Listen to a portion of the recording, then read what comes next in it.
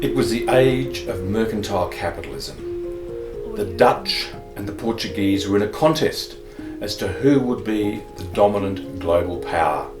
The Dutch asserted themselves in the Indonesian archipelago, where they had discovered the Moluccas, the fabulous spice islands. From Batavia, in the first part of the 17th century, they sent out 4 voyagers to explore the coastlines to the east.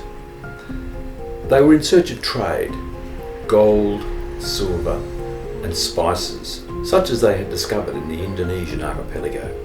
In 1606, Jansoon encountered the western coast of Cape York at the Pennefather River, which is north of where the Mapoon mission was to be established in 1891. Jansoon travelled down the western coast of Cape York, landing at several points along the way, before he turned around at Cape Kiawea, which is south of the place that we know today as Araku. In 1623, the Arnhem and the Pera, under the command of Carstens, commenced their journey along the southern coast of New Guinea, crossing the Torres Strait without realising there was a passage to the east to the Pacific Ocean.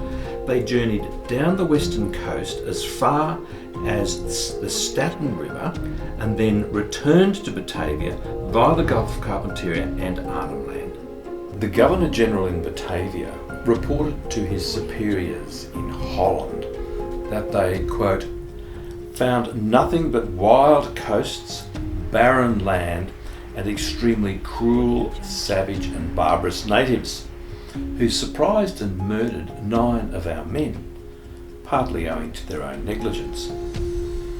According to the report we have received of the said coast, there will be nothing in particular to be got there.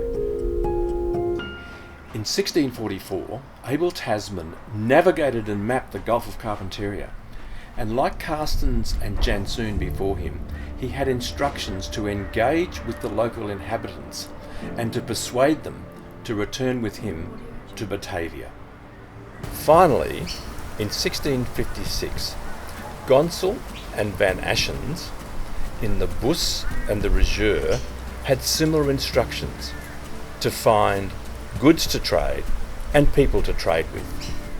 Inevitably, there was conflict between the Dutch sailors and the indigenous people, who resisted attempts to capture them.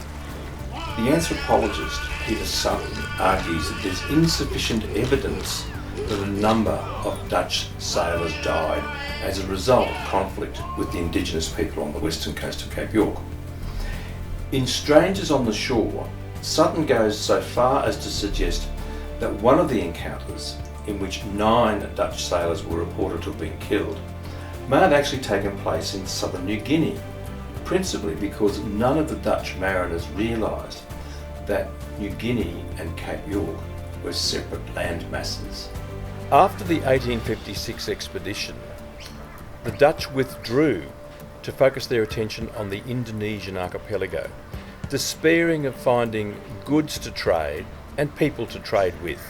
The next European mariner to visit the western coast of Cape York was Matthew Flinders in 1802.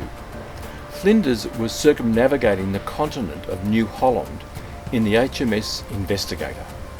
Flinders made his way through the Torres Strait and then navigated in 2 weeks in November 1802 down the Gulf of Carpentaria, making stops along the way attempting to engage the local people.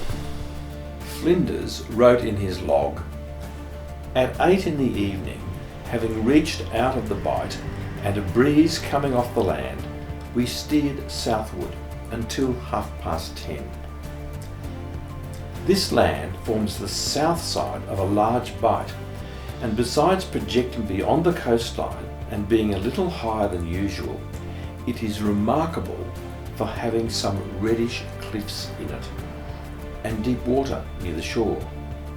It is not noticed in the Dutch chart, but I called it Pera Head to preserve the name of the second vessel which in 1623 sailed along this coast." Flinders was accompanied by 6 scientists, among them the botanist Ferdinand Bauer and the artist William Westall. The next wave of seafarers to visit the western coast of Cape York came from Somerset and Thursday Island, following the discovery of pearl shell in the Torres Strait. They came seeking indigenous people, men to work on the boats, and women for immoral purposes.